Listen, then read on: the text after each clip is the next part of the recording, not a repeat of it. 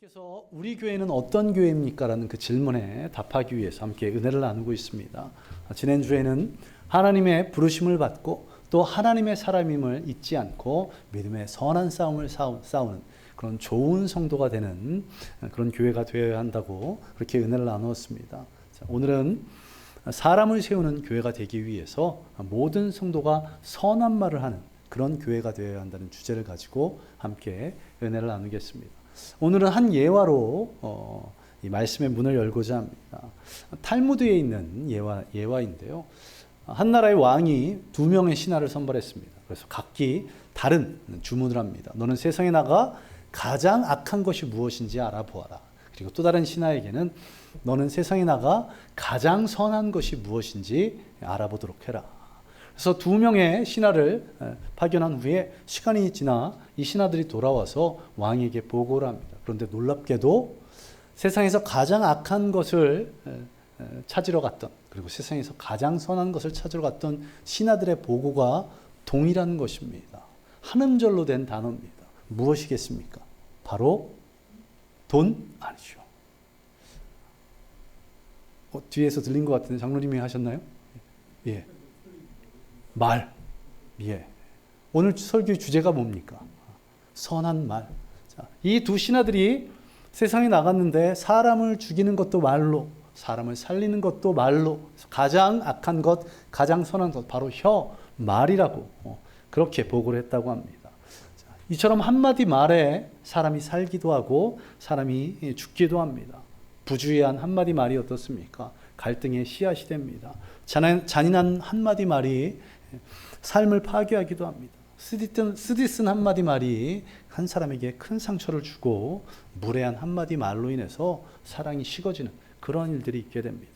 반대로 사랑의 말, 인자의 말이 길을 평탄케 합니다. 칭찬의 말 한마디가 하루를 즐겁게 합니다.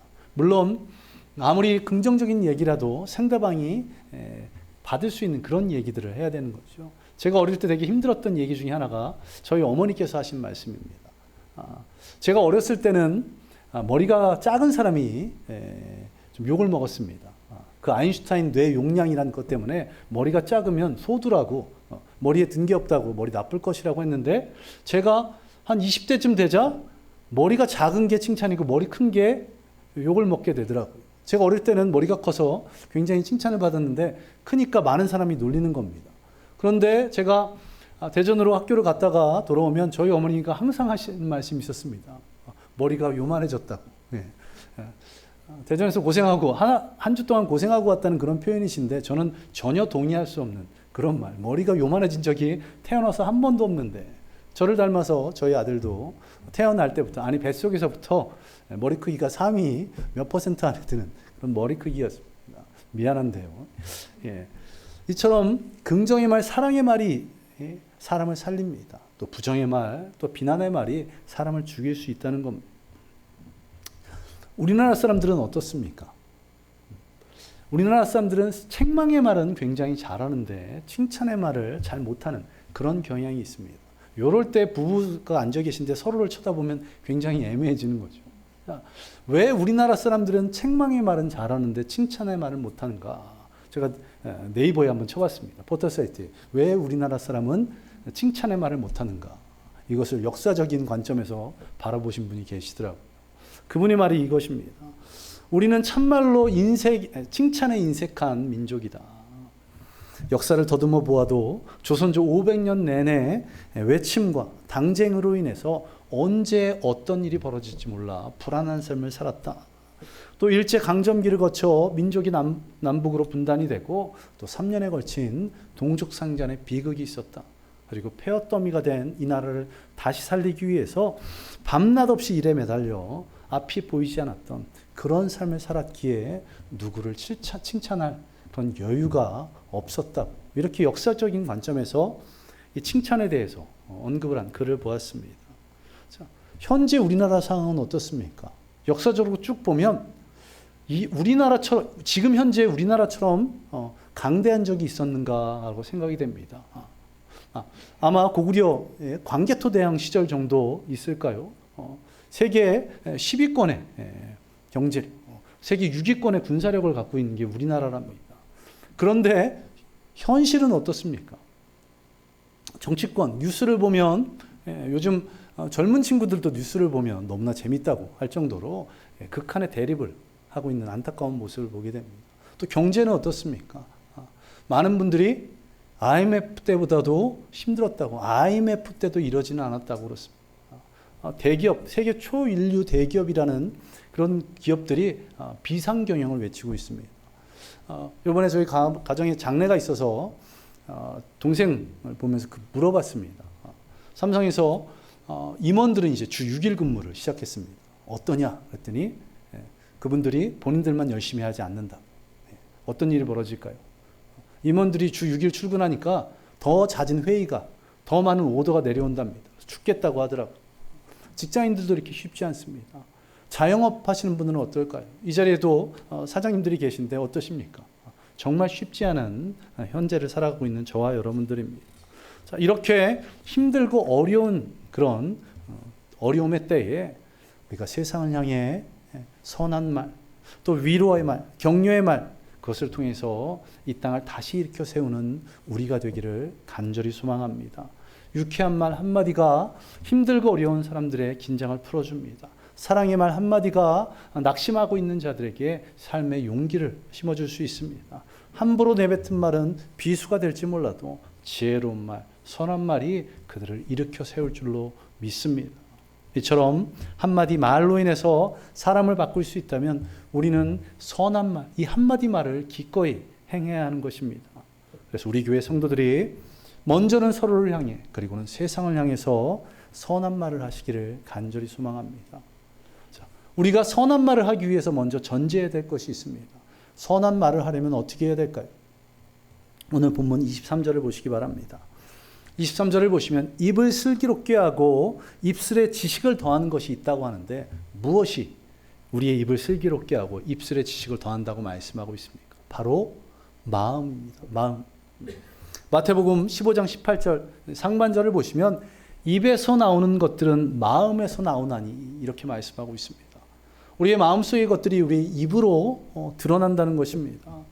저와 여러분이 마음이 선하고 의로워지면 우리 입에서 나오는 말들이 선한 말, 사랑의 말, 위로의 말이 나오게 될 줄로 믿습니다. 주님의 은혜로 우리의 마음을 붙잡아서 선한 마음, 의로운 마음을 품으시기 바랍니다. 그리고 그 마음에서 나오는 진정한 선한 말, 진정한 격려의 말, 위로의 말을 해나가는 저와 여러분 되시기를 간절히 소망합니다. 자, 이제 우리가 선한 말을 하기로 준비되었다면 자, 그 선한 말을 통해서 어떠한 일을 이룰 수 있을까요? 앞서 말씀드렸지만 말은 한 사람을 살리기도 하고 한 사람을 죽이기도 한다고. 그래서 우리의 말에는 능력이 있다고, 힘이 있다고 그렇게 이야기합니다. 그런데 왜 어떻게 우리의 말에 능력이 있고 힘이 있을까요? 우리가 정말 대단한 사람들이어서 우리의 말에 그렇게 힘이 있게 말이 나가는 것일까요? 그렇지 않습니다. 제가 설교 때 자주 인용했던 성경 한 구절 우리 한 목소리로 함께 읽어보겠습니다. 민수기 14장 28절 말씀입니다. 우리 한 목소리로 함께 봉독합니다. 그들에게 이르기를 여호와의 말씀에 내 삶을 두고 맹세하노라.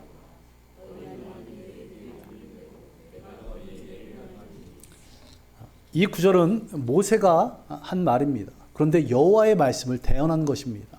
모세가 이스라엘 백성들에게 너희 말이 내 귀에 들린 대로 내가 너희에게 행하겠다고 그럴 능력이 어디 있겠습니까? 이것은 하나님께서 모세에게 하신 말씀을 모세가 이 백성들에게 대언하는 것인데요. 이스라엘 백성들아 너희의 말이 내 귀에 들린 대로 내가 너희에게 행하겠다고. 이 말은 하나님께서 부정적으로 쓰신 말입니다. 이 민수기 14장 그 앞에 어떤 사건이 있었습니까? 바로 가나안의 12정탐꾼. 10명의 정탐꾼은 부정적인 말을 했고 2명의 정탐꾼이 긍정적인 얘기를 합니다. 그러나 백성들은 누구의 말에 귀를 기울입니까? 10명의 정탐꾼의 말에 귀를 기울이고 우리가 죽게 되었다고 울며 불며 모세와 아론 그리고 여호수아와 갈렙을 돌로 쳐 죽이려고 하는 그런 상황이 벌어집니다. 그것을 보시고는 하나님께서 말씀하시는 겁니다. 너희 말이 내 귀에 들린 대로 내가 너희에게 행하겠다고. 이제는 망하게 되었다고, 우리가 죽게 되었다고 말하는 이스라엘 백성들, 그들의 말 그대로 내가 너희에게 행하겠다고 말씀하시는 겁니다. 자, 이것을 부정적으로 보면 한없이 부정적이지만 이 말을 긍정적으로 바라보면 어떻게 되겠습니까? 하나님은 신실하신 분, 변치 않으신 분이십니다. 이 말씀을 하셨다는 것은 이때만이 아니라 지금도 우리에게 이 말 그대로 하신다는 것인데요. 이것을 부정적으로 바라보지 않고 긍정적으로 바라본다면, 너희 말이 내 귀에 들린 대로 우리가 입술로 스스로를 향한, 또 상대방을 향한 축복을, 사랑을, 또 위로와 격려를 한다면 어떻게 되겠습니까? 하나님께서 그 말을 듣고 어떻게 행하신다는 겁니까? 내가 들은 그 말대로 너희에게 행하시겠다고. 긍정적으로 입으로 선포하면 하나님께서 들으시고 그것을 이 땅에 역사하신다는 겁니다. 우리의 말에 힘이 있고 우리의 말에 능력이 있는 것, 내가 대단해서가 아니라 하나님께서 그것을 듣고 그대로 행하신다고 성경에 말씀하셨기에 말에는 힘이 있고 말에는 능력이 있는 것입니다. 그러하기에 선한 말로, 또 사랑의 말로, 위로의 말로 서로를 격려하고 칭찬하는 저와 여러분 되시기를, 우리 교회 되기를 간절히 소망합니다. 자, 이러한 성도들의 말, 하나님이 함께 하시는 성도들의 말은 어떠한 능력을 발휘하나요? 오늘 본문 24절을 보시기 바랍니다.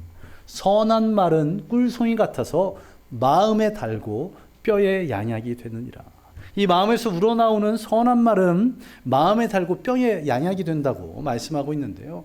자, 이 구절을 풀어서 표현하면 이런 것입니다. 선한 말을 통해서 사람이 변화되고, 선한 말을 통해서 뼈에 양약이 되는, 상처가 치유되는, 이것은 육신의 상처이기보다는 마음의 상처이겠죠. 자, 이러한 선한 말이 어떻게 사람을 변화시킵니까?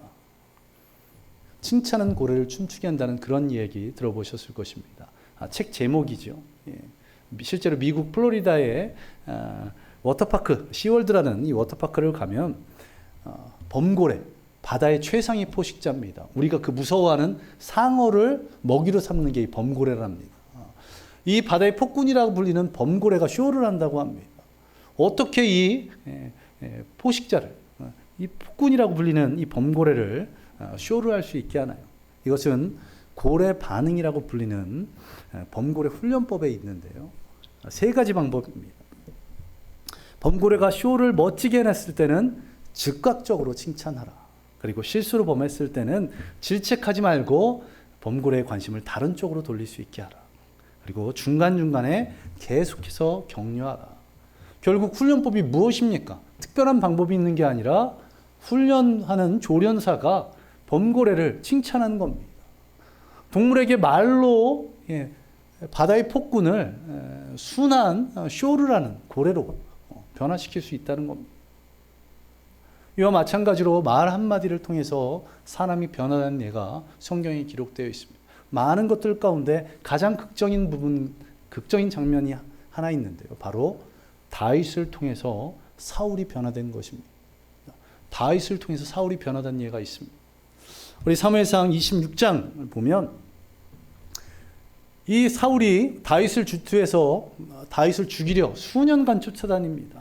그러다가 결국 하길라 산이라는 곳에서 다윗이 숨어 있다는 소식을 듣고 군대를 끌고 그 길가에 진을 쳤습니다. 사울이 진을 치고 있는데 다윗이 부하인 아비새와 함께 그 진 사이로 숨어 들어갑니다. 어두운 밤 조용히 숨어 들어가서 진 가운데 있는 사울에게까지 이르렀습니다. 그렇게 된 것을 보고 이 부하였던 아비새가 다윗에게 이렇게 말합니다. 이것은 하나님께서 당신에게, 다윗에게 원수를 죽이라고 주신 기회라고. 내가 창을 들어서 한 번만 내리찍으면 두 번 창을 휘두를 필요가 없을 것이라고. 완전한 기회를 하나님께서 주셨다고 그렇게 얘기합니다. 이런 상황, 자신을 죽이려 수년째 쫓아다닌 사울, 그 사울이 죽는다면 자신의 안위를 걱정할 필요가 없는 그런 상황입니다. 자, 이런 상황, 절호의 기회인 상황에서 다윗은 어떻게 이야기합니까? 사울을 죽이려는 아비새를 말리면서 하나님의 기름 부음 받은 자를 해야 하는 것을 하나님께서 금하셨느니라. 하나님의 약속의 말씀에 의지해서 말하는 것을 보게 됩니다. 그리고 잠자고 있던 사울이 이러한 다윗의 말을 듣고 목소리를 듣고 깹니다. 그때 다윗이 사울에게 이렇게 이야기합니다. 우리 사무엘상 26장 23절 말씀을 자막을 보면서 함께 읽겠습니다. 시작. 이는 여호와께서 오늘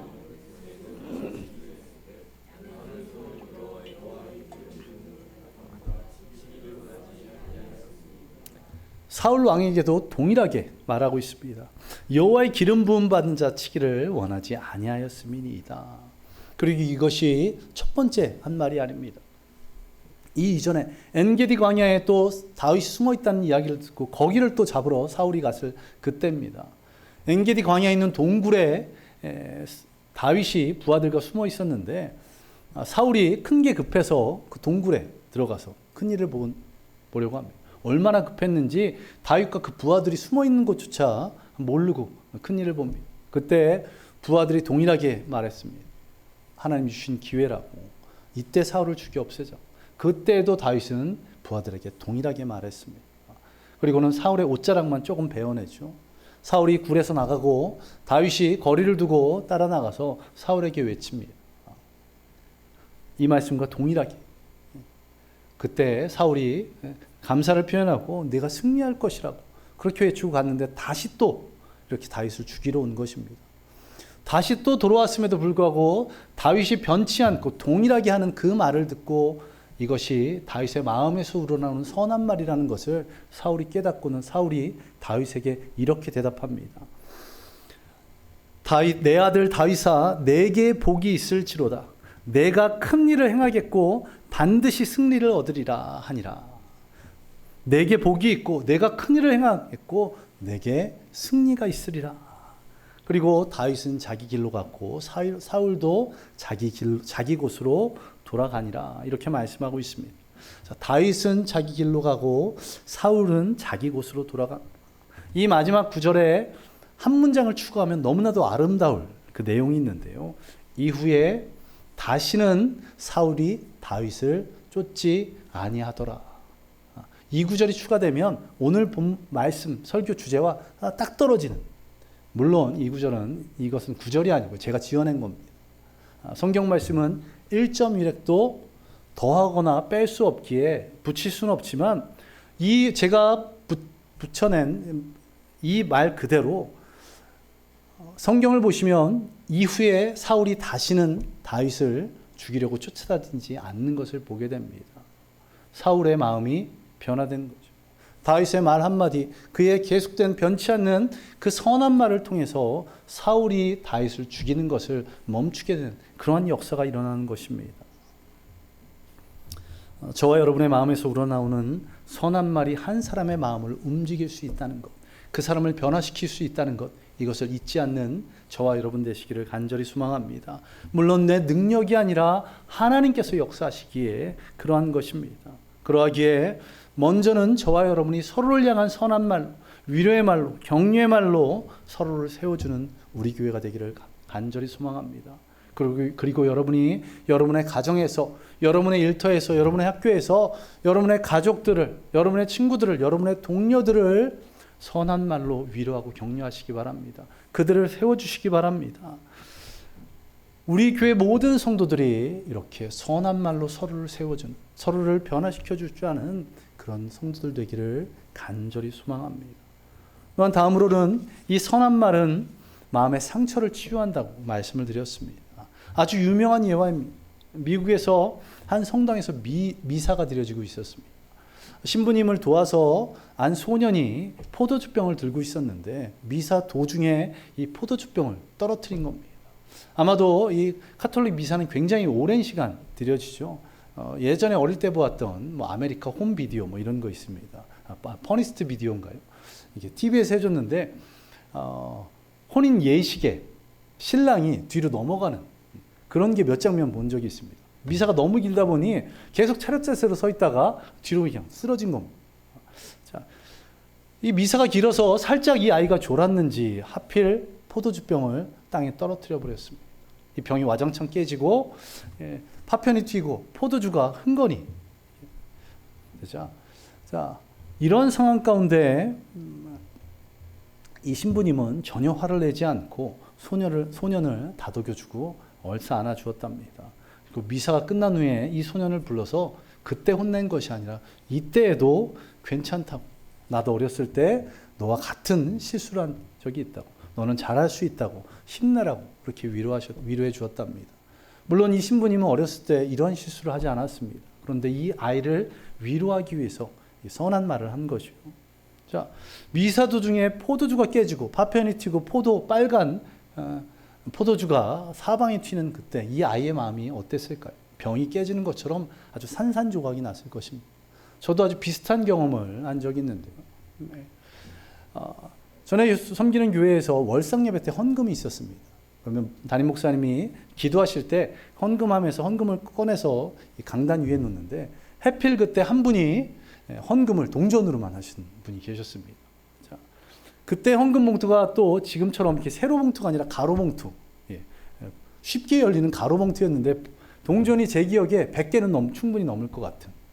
그분은 믿음으로 저금통을 이렇게 깬 것 같은데 하여간 저의 지금의 기억으로는 제 실수가 아닌 목사님의 실수, 담임 목사님의 실수를 기억을 하는데 전해드리는 상황에서 어떻게 해가지고 와장창하고 100개가 넘는 기도 중에 저는 시간을 되돌릴 수 있으면 시간을 되돌아가라는 그런 마음이 들더라. 이 소년이 정말 마음이 쉽지 않았을 텐데 이 위로를 통해서 이 소년이 미국에서 아주 존경받는 대주교가 되었다고 합니다. 유고의 시골 마을의 성당에서도 동일한 일이 있었답니다. 한 유고 소년이 이 포도주병을 들고 있다가 또 동일하게 떨어뜨렸는데 이 성당의 신부님은 미국에 계신 신부님과 같지 않았답니다. 이러한 것도 제대로 못하냐고. 당장 이곳에서 꺼지라고. 그래서 이 소년은 성당에서 뛰쳐나갔답니다. 그리고 이 아이가 유고의 유명한 독재자가 되었다는 그런 일이 있습니다. 자, 한마디 말로 인해서 한 명은 유명한 존경받는 대주교, 한 명은 독재자가 되는 것입니다.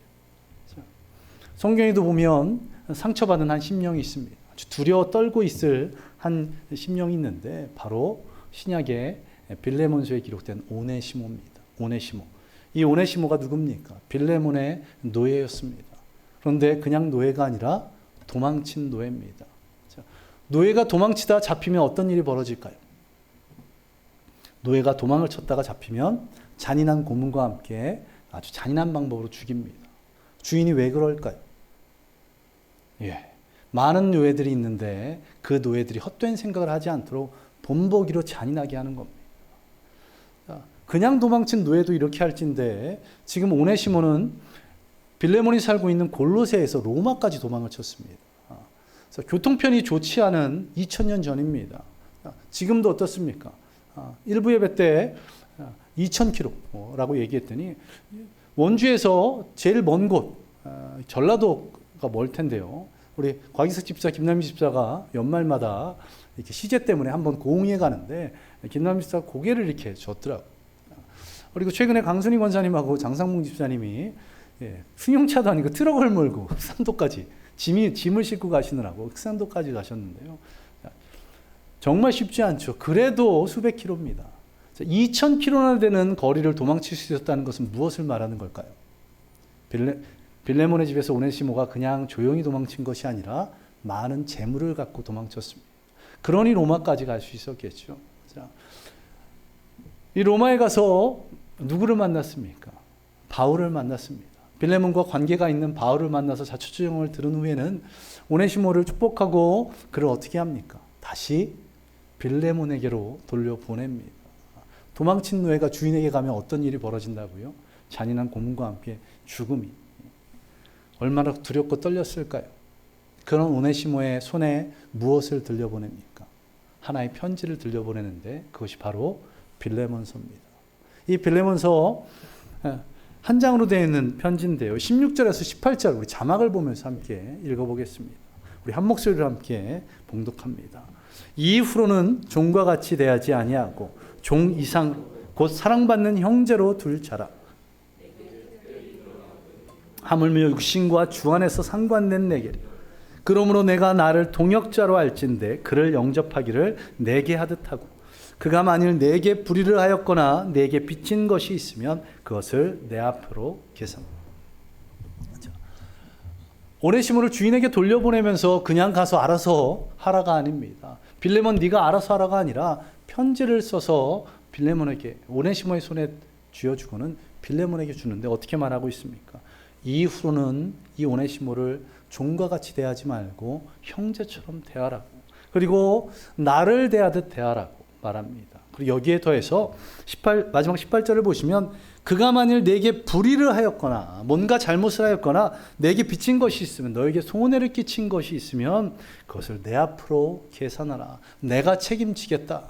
이렇게 말하는 것입니다.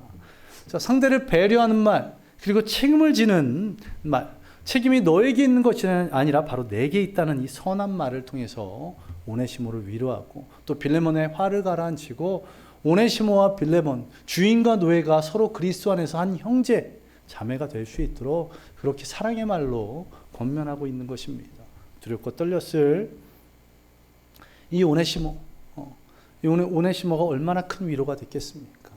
이런 사랑의 말, 위로의 말로 서로의 상처를 보듬어 안는 저와 여러분 되시기를, 또한 우리 교회 되기를 간절히 소망합니다. 이제 말씀을 정리하겠습니다. 우리 교회가 사람을 세우기 위해서, 한 영혼 한 영혼을 변화시키기 위해서 선한 말을 행하는, 우리 모든 성도들이 선한 말을 행하는 그런 교회 되기를 간절히 소망합니다. 내 말 가운데 하나님께서 역사하시기에 말에는 힘이 있다는 것, 그것을 잊지 않고 서로에게, 특별히 우리의 다음 세대들에게 사랑의 말, 위로의 말 하시기 바랍니다.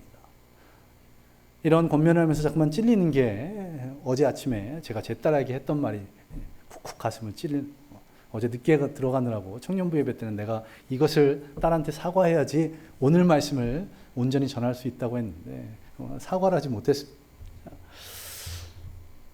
선한 말로 서로를 세워주고 서로의 아픔과 상처를 치유하는, 그것을 통해서 서로가 변화되어가는 그런 우리 교회 되기를 소망합니다. 그것을 통해서 사람을 세워갈 줄 아는 우리 교회, 우리 모든 성도들 되기를 간절히 소망합니다. 우리 함께 기도하겠습니다. 하나님, 나의 마음을 붙들어 주셔서 내 마음 속에 선한 마음, 선한 생각들이 가득할 수 있도록, 또 그것을 통해서 내 입술에서 선한 말이 나오게 하여 주시고, 그런 선한 말을 통해서 우리 교회 교우들을, 우리의 가족들을, 직장 동료들을, 또 가까운 지인들을 칭찬하고 격려하고 위로하게 하여 달라고, 나의 말을 통해서 그들을 주님께로 인도하고 그들의 상처와 아픔을 위로하고 격려할 수 있도록 주님 내 입술을 사용하여 달라고 우리 함께 기도하겠습니다. 기도합니다. 아버지 하나님, 주님께서 우리 가운데 귀한 은혜를 부어주셔서 주님 뜻대로, 주님 인도하심 따라 우리가 이 땅을 살아갑니다. 나의 입술의 말을 주장하여 주시옵소서. 내 마음에 선한 말을 허락할 수 있도록 저희 마음과 생각을 주님께서 붙들어 주시고, 이 마음에 가득 찬 그 선한 생각들, 선한 마음으로 말미암아 날마다 선한 말을 함으로 말미암아 위로의 말, 칭찬의 말, 격려의 말을 통해서 서로가 위로받고 서로가 상처가 치유되며 서로가 하나 될 수 있도록, 서로가 변화될 수 있도록 주여 인도하여 주시옵소서. 내 입술의 말에 하나님께서 듣고 그대로 행하시기에 능력 있고 힘이 있기에 부정적인 말, 상처를 주는 말이 아닌 위로의 말, 칭찬의 말, 격려의 말을 할 수 있도록 주여 인도하시고, 꼭 해야 한다면 정말 사랑으로 권면하는 우리 모든 성도들 되도록 주여 인도하여 주옵소서. 우리 교회가 이렇게 사랑의 말, 위로의 말, 이 선한 말로 서로를 세우는 그런 교회가 되기를 간절히 소망합니다. 주님께서 우리 성도들의 입술을 주장하시고 그 마음과 생각을 붙들어 주셔서 따뜻한 사랑의 말이 가득한 우리 교회가 되도록 주여 인도하여 주시옵소서. 주님께서 우리의 입술과 우리의 마음을 주장하심을 믿으며 예수님 이름으로 기도드리옵나이다. 우리 이어서 기도하겠습니다. 우리 매주 주일마다 드리는 기도 제목입니다. 주님, 우리의 예배 초서 주님께서 우리의 기도를 듣고 응답하여 주셔서 동일한 응답을 통해 한 마음을 품고 그것을 준비해 나갈 수 있도록, 또 우리 모든 성도들이 주님의 지상명령을 따라 주변에 주님을 알지 못한 영혼들에게 주의 복음을 담대하게 증거할 수 있도록, 또한 우리의 다음 세대들, 이들을 선한 말을 통해서 또 이들을 위해서 더 기도하며 이들을 사랑으로 감싸움을 통해서 믿음의 세대로 세워갈 수 있도록, 또 계속 진행 가운데 있는 우리 초등부 여름 성경학교를 위해서 우리 함께 기도하겠습니다. 기도합니다. 아버지 하나님, 오늘도 우리에게 역사하여 주시옵소서. 오늘 간절히 기도하오니 우리 모든 성도들이 새로운 예배 처소를 위해서 기도하고 있습니다. 주님, 그 기도에 동일하게 응답하여 주셔서 우리 모두가 한 마음이 되어서 예배 처소를 준비해 나갈 수 있도록 주여 역사하여 주옵소서. 그 주님의 인도하심 따라 행하기, 나의 생각들이 아닌 내가 원하고 바라는 바가 아닌 주님 뜻대로, 주님 인도하심대로 예배 처소를 준비할 수 있게 주여 역사하여 주옵소서. 또한 주님, 우리 모든 성도들이 주님의 지상명령을 온전히 따라 담대하게 주의 복음을 증거케 하여 주옵소서. 주님을 알지 못하는 가족들, 이웃들, 또 지인들에게 주의 복음을 증거하고 그것을 통해 그들을 주님께로 인도하게 하여 주시옵소서. 또한 우리의 다음 세대들, 우리의 자녀들을 그들을 믿음의 세대로 세워갈 수 있도록 선한 말로 격려하며 또 그들을 위해서 기도하며 그들을 믿음으로 양육하여서 하나님의 세대, 하나님의 사람으로 세워가게 주여 인도하여 주옵소서. 초등부 여름 성경학교가 진행 가운데 있습니다. 주님께서 초등부 여름 성경학교를 섬기는 모든 이들에게 영육간의 강건함을 허락하여 주시고 또 참석하고 있는 모든 어린 영혼들을 붙들어 주셔서 믿음의 세대, 은혜의 세대로 세워가게 하여 주시옵소서. 아버지 하나님, 주님께서 앞으로 있을 청년부 여름 수련회와 또 학생부 여름 캠프 가운데도 기름 부어주시고 은혜의 은혜를 더하여 주시며 우리 모든 성도들이 이것을 위해서 기도하고 함께 힘쓰도록 주여 역사하여 주시옵소서. 우리의 기도를 들으시고 우리에게 다시 응답하심을 믿으며 예수님 이름으로 기도드리옵나이다. 아멘.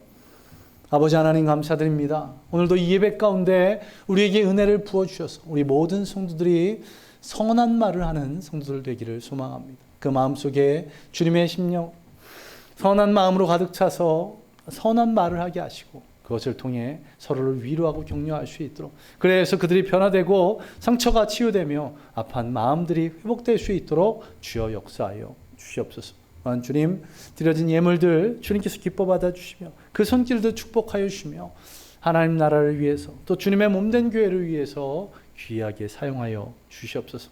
오늘 이 예배 가운데 주님 함께 하셔서 주신 귀한 말씀 붙잡고 그 말씀대로 한 주간 살아갈 줄 믿으며 예수님 이름으로 기도드리옵나이다. 아멘.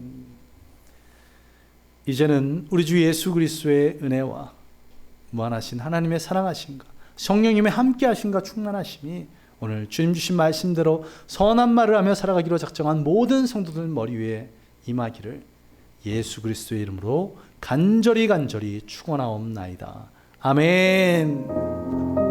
감사합니다. 주님 역사해 주셔서